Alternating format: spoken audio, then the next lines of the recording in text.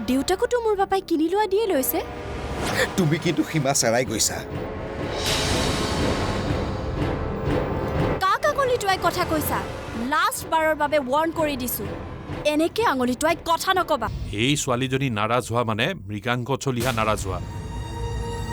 মোৰ এতিয়া বেয়া দিন চলি আছে। মৃগাংক চলিহাক এতিয়া মই নাৰাজ কৰি ল'ব নোৱাৰো। কথাটো এই ঘৰখনৰ সকলোৱে মনত ৰখা দৰকাৰ। ঘৰখনৰ বোৱাৰীজনী ইমান নিশালৈকে ঘৰলৈ নাহিলে বেয়া দেখি। কলৈ গৈছিলানো? মই ক'ত গৈছিলো আপোনাক কিয় লাগে? কাৰো কথাৰ আনচাৰ দিবলৈ মই এইখন ঘৰত অহা নাই। কি? মই নিজেই দেখিছো মা। ডাঙৰ ডাঙৰ দুটা বেগ গাড়ীত ভৰাই লৈ গুচি গৈছে। তুমি তাইক কলৈ যোৱা বুলি সুধিব লাগিছিল। তুমি শাহুজনী হৈ বোৱাৰীজনীৰ কথা নাজানিলে কেনেকৈ হ'ব? ঘৰৰ মানুহবোৰে যদি ঘৰখনৰ কথা বুজি নাপায় তেনেহ'লে এইখন ঘৰ হৈ থাকিবনে? সি অকলে ল'ৰাটোৱে আৰু কিমান টনা আজোৰা কৰি থাকিব? ঘৰখনত যেতিয়া কিবা এটা গণ্ডগোল হয় তেতিয়া গোটেই দুখখিনি আহি মোৰ ওপৰতে পৰে। আৰু যেতিয়া সুখৰ মুহূৰ্ত আহে সকলোৱে হাঁহি মাতি ফূৰ্তি কৰি থাকে। আৰু মই এইখন ঘৰত কাম কৰা মানুহৰ দৰে থাকোঁ।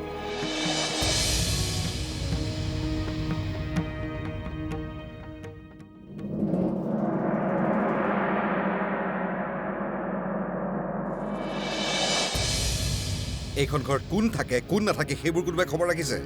আৰু তেওঁ কলৈ গ'ল কিয় গ'ল সেইবোৰ মই একো নাজানো। নাজানো বুলি ক'লেই হ'ব নেকি? আৰু এনেকৈ সংসাৰ চলে নেকি? নিজৰ মানুহজনী যদি ঘৰ এৰি কিয় গুচি গ'ল সেইটোকে নাজানো? বিয়া পাতিছিলি কিয়? মইতো বিয়া পাতিব খোজা নাছিলো। তোমালোকে জোৰ কৰি মোক বিয়া পাতি দিছিলা। দেউতাৰ অংকৰ উত্তৰ ওলাল যে মৃগাংক চলিহাৰ ছোৱালীক বিয়া পাতিলে তেওঁৰ লাভ হ'ব। গতিকে মোৰ বিয়াখন হৈ গ'ল। আৰু এটা কথা মা, তেওঁ মোৰ লগত সুখী নহয় আৰু ময়ো কেতিয়াও তেওঁৰ লগত সুখী নহওঁ। তোমালোকে জোৰ কৰি মিলাব খুজিলো মিল নেখায়। এইবোৰ ধেমালি কথা নহয়। কাঁহী বাতি এযোৰা একেলগে থাকিলে শব্দ হ'বই। সেই বুলি তোমাৰ উপদেশ তোমাৰ লগত ৰাখা মা। তুমি আৰু দেউতাই দুইটাই মিলি মোৰ লগত চক্ৰান্ত কৰিলা। মোৰ জীৱনটো লৈ খেলিলা, মোৰ ইমোশ্যনবোৰ লৈ ধেমালি কৰিলা। কেৱল তোমালোকৰ লাভৰ হিচাপ কৰিলা। ঘটি যোৱা ঘটনাবোৰক লৈ অশান্তি কৰি থাকি কিবা লাভ আছে জানো? এতিয়া তাই তোৰ পত্নী। গোটেই জীৱন তই তাইৰ লগতে থাকিব লাগিব। গোটেই জীৱন কেইটা দিনো হ'ল? গ'লেই দেখোন। বহুত দিন হৈ গ'ল, বহুত দিন হৈ গ'ল। মই আৰু ৰৈ থাকিব নোৱাৰো। ইমান দিন মোৰ ফেক্টৰীটো বন্ধ হৈ আছে। তোমালোকক মই ৰাখিছো কি কাৰণে? ছাৰ, দুটা মানুহক কাবু কৰাটো সহজ, কিন্তু এইবোৰ যেতিয়া একগোট হৈ যায় দিগদাৰ হৈ যায়। হয় ছাৰ, সি ঠিকেই কৈছে ছাৰ। ছাৰ, আপোনাৰ সন্মুখতেইতো দুটাক মদ খাই আমাৰ ফলীয়া কৰিছিলে, কিন্তু নিচা ফুটাৰ পিছত সিহঁতকেইটা আকৌ মানুহখিনি ফলীয়া হৈ গ'ল। ছাৰ, সিহঁতে যি বিচাৰিছে দি দিয়ে ভাল নেকি? আজিকালি মানে বৰ দিগদাৰ। কমিশ্যনৰ হাত বহুত মানুহ সোমাই গৈছেতো। কালি ছাৰ ফৰেষ্টৰ মানুহ আহিছে, লগতে পুলিচো। আমাৰ মাইনাছ পইণ্ট বহুত আছে ছাৰ। চিন্তা কৰিব নালাগে, মোৰ ওপৰত মানুহ আছে। মই এতিয়াই মৃগাংক চলিহাক ফোন কৰি আছো।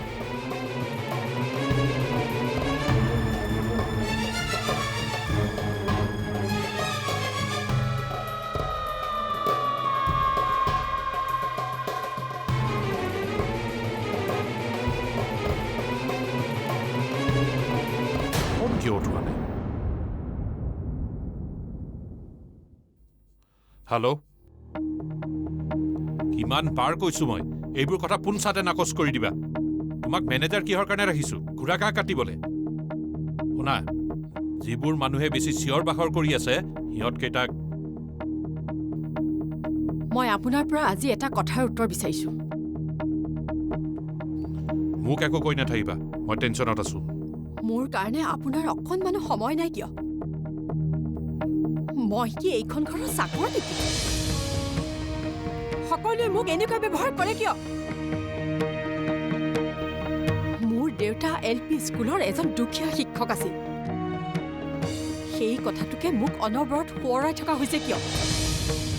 এইখন ঘৰত যদি টকা পইচাই মানুহৰ ওজন জোখা হয় মোক বিয়া কৰাই আনিছিল কিয়?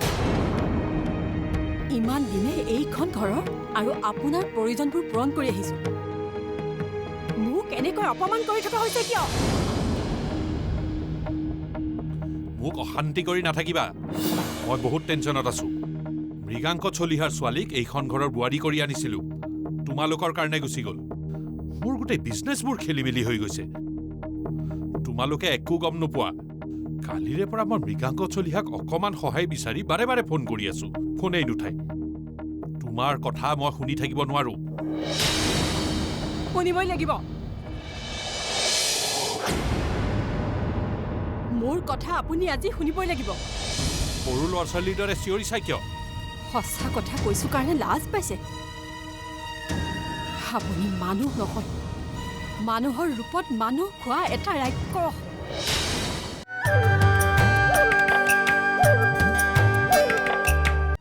আপুনি মানুহ নহয়, মানুহৰ ৰূপত মানুহ খোৱা এটা ৰাক্ষস। মোক আপুনি আপোনাৰ প্ৰয়োজনৰ কাৰণে বিয়া পাতিছিল। এই ঘৰখনৰ প্ৰয়োজনৰ কাৰণে বিয়া পাতিছিল। তুমি মনে মনে থাকিবানে? কিয় মনে মনে থাকিম? কোনো দিন আপুনি মোক সহধৰ্মিনী মৰ্যাদা দিয়া নাই। আপুনি মোক জীয়াই জীয়াই তিল তিল কৰি মাৰিছে। কিয় মনে মনে থাকিম? সেইখন ঘৰলৈ অহাৰ দিনাখনৰ পৰাই আপুনি মোক কেৱল ৰঙা চকু দেখুৱাই থাকিল। এষাৰ মৰমৰ মাতো মই আপোনাৰ পৰা নাপালো। মোৰ কেৱল এটাই দুখ, মোৰ লগত মোৰ মা দেউতাই এসোপামান সম্পত্তি দি পঠিয়াব পৰা নাছিল, এখন গাড়ী দিব পৰা নাছিল, এটা ফ্লেট দিব পৰা নাছিল।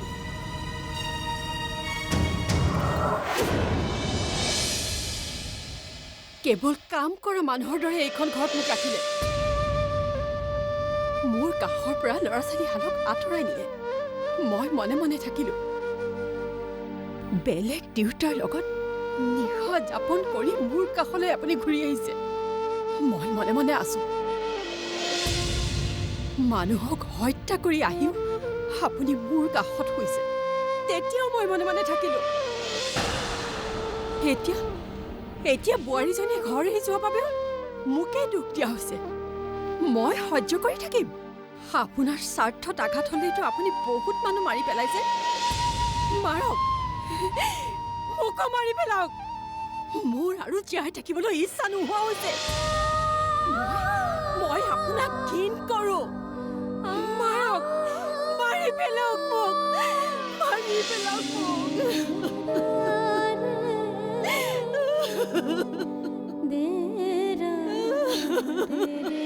মৃগাংক চলিহাই তোৰ মালিকৰ ল'ৰাৰ এগেইনষ্টত এজেহাৰ দিছে।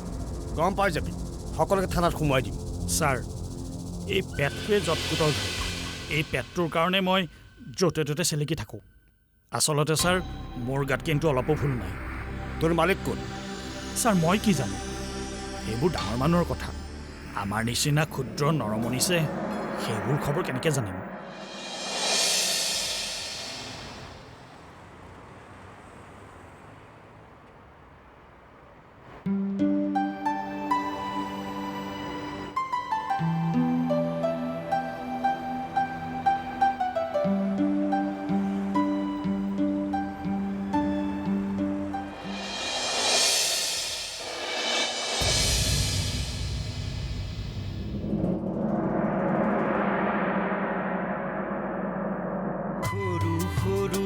অভিমান মনত ৰখাটোৱেই টান।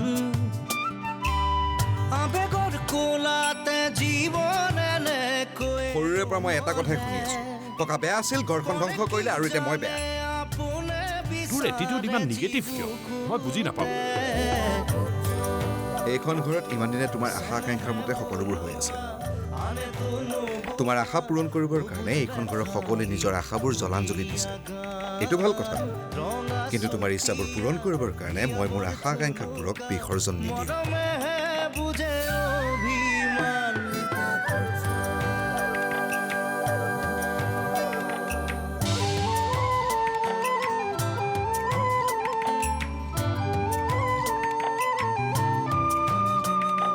সুখ দুখৰে কত জীয়া ছবি আছে বুকু ভৰি।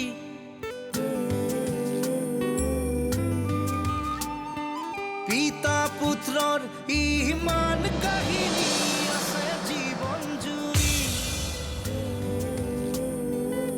কেতিয়াবা হাঁহিত মন পুলকাই কেতিয়াবা কান্দোন দিয়ে বিয়পাই মিঠা মিঠা ৰংবোৰ আলু খোৱা খংবোৰ প্ৰতিপল জীৱনৰ সোঁৱৰাই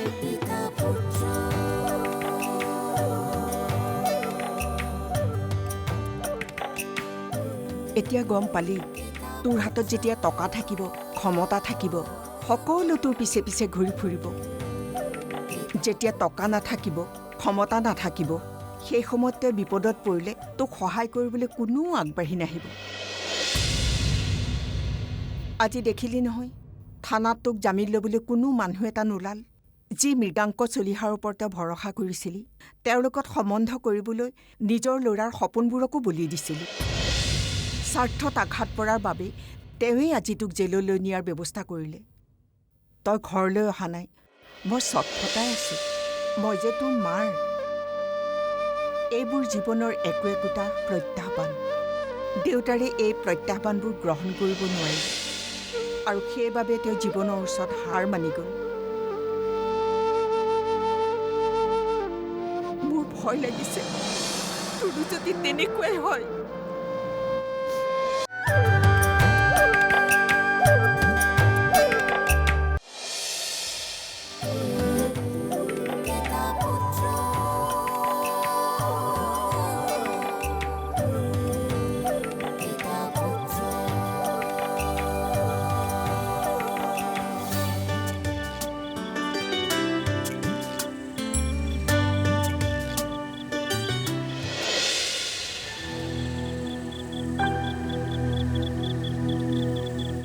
মাৰিছ মাৰ এওঁলোকেতো মাৰিয়ে পেলালে চালা জীয়াই জীয়াই মাৰি পেলালি বে ঠগ চালা চব ঠগ বে যুধিষ্ঠিৰে যোৱা খেলত হাৰি ভায়েক ঘৈণীয়েক চবকে হেৰুৱাইছে আৰু এইটো ইও চালা একে ঠগৰাম মোৰ লগত 2 নম্বৰে এই মহেন্দ্ৰ বৰুৱাৰ লগত 2 নম্বৰী হা কথা কিন্তু বেয়া হৈ যাব বুঢ়া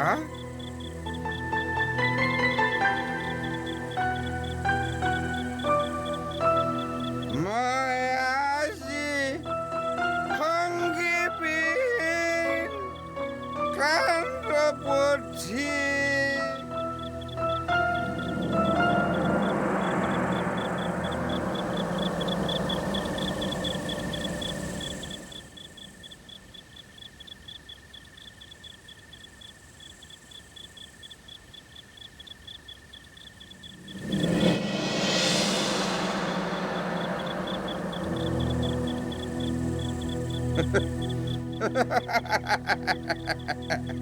মানুহে এনে নকয় লোভে পাপ পাপে মৃত্যু মৃগাংক চলিহাৰ লগত সম্বন্ধ স্থাপন কৰি বহুত ওপৰলৈ যাম বুলি ভাবিছিল দুইটাকে নি লকআপত ভৰাই থলে বাপেকে এইবোৰ মানুহে মৰম চেনেহ বুজি নাপায় স্বাৰ্থৰ কাৰণে যিকোনো কাম কৰিব পাৰে নিজৰ স্বাৰ্থ সিদ্ধিৰ কাৰণে মাক বাপেককো উলিয়াই দিব পাৰে ঘৰৰ পৰা জেলত দিব পাৰে হা সিহঁতৰ মাক বাপেকে ৰাস্তাত ৰৈ ভিক্ষা খুজি থাকিব আৰু সিহঁতে ৰুমত বহি মাংস চুবাই থাকিব ধুৰ এইচব সেই টাইপৰে মানুহ আমি মদ খালে বেয়া আৰু তাহাঁতে মানুহৰ মাংস খাই কাৰণে ভাল ধুৰ চালা সকলোৱে ভাবে দুৰ্যোধনৰ কাৰণে কুৰুক্ষেত্ৰ যুদ্ধখন হৈছিল বুলি কেৱল সম্পত্তিৰ লোভত দুৰ্যোধনে পাণ্ডৱক অন্যায় কৰিছিল দুৰ্যোধন অহংকাৰী আছিল দাম্ভিক আছিল আৰু সেই অহংকাৰে তাৰ পতন আনিছিল নহয় দুৰ্যোধন তেনেকুৱা নাছিল কোনেও তাক বুজিবলৈ চেষ্টাই নকৰিলে সকলোৱে তেওঁৰ বেয়াটোৱেই দেখিলে ধৃতৰাষ্ট্ৰ অন্ধ কাৰণে সকলোৱে তেওঁক পুতৌ কৰিছিল বাপেক সকলোৰে পুতৌৰ পাত্ৰ ডাঙৰ পুতেক হিচাপে দুৰ্যোধনে এইটো সহ্য কৰিব পাৰে সুন্দৰী মাক গোটেই জীৱন চকুত কাপোৰ বান্ধি পৃথিৱীৰ ৰং ৰূপ নোচোৱাকে থাকি গ'ল। মাকৰ প্ৰতি হোৱা এই অন্যায় পুতেকে সহ্য কৰিব পাৰে? তেওঁ প্ৰতিজ্ঞা কৰিছিল, যাক পুতৌ কৰা হৈছে তেওঁলোকৰ ওচৰত এদিন সকলোৱে মূৰ দোৱাব লাগিব। দ্ৰৌপদীক তেওঁ এনেই বস্ত্ৰ হৰণ কৰোৱা নাছিল। দ্ৰৌপদীয়ে তেওঁক অন্ধৰ পুতেক বুলি হাঁহিছিলে। মোৰ দেউতাকো চবেই হাঁহিছিলে। মদাহী বুলি সকলোৱে তাচ্ছিল্য কৰিছিল।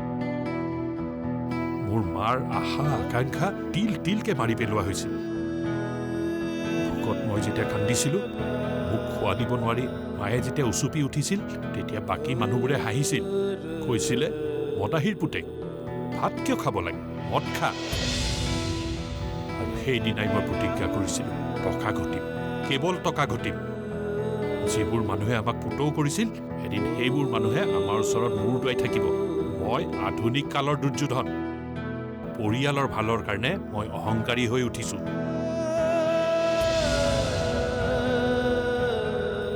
মই জানো তই কষ্ট কৰিব নোৱাৰ, বিজনেছ কৰিব নোৱাৰ।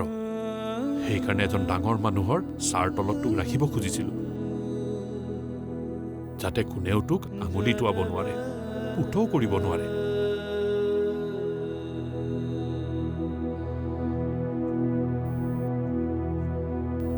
মানুহৰ তাচ্ছিল্য মোৰ সহ্য নহয় অ'।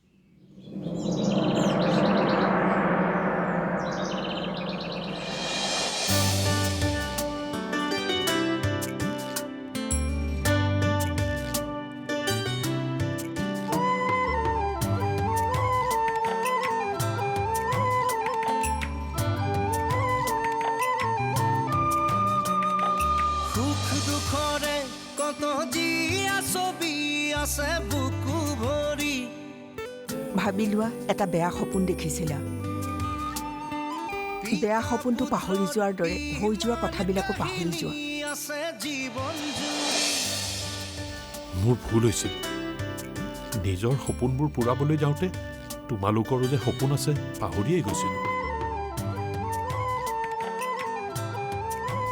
ব'লা ভিতৰলৈ যাওঁ। আজি আমি সকলোৱে একেলগে চাহ খাওঁ। বিকি উঠাই নাই চাগে, যোৱা তাকো উঠাই আনাগৈ। মিঠা মিঠা ৰংবোৰ, আলু খোৱা খংবোৰ, প্ৰতিপল জীৱনৰ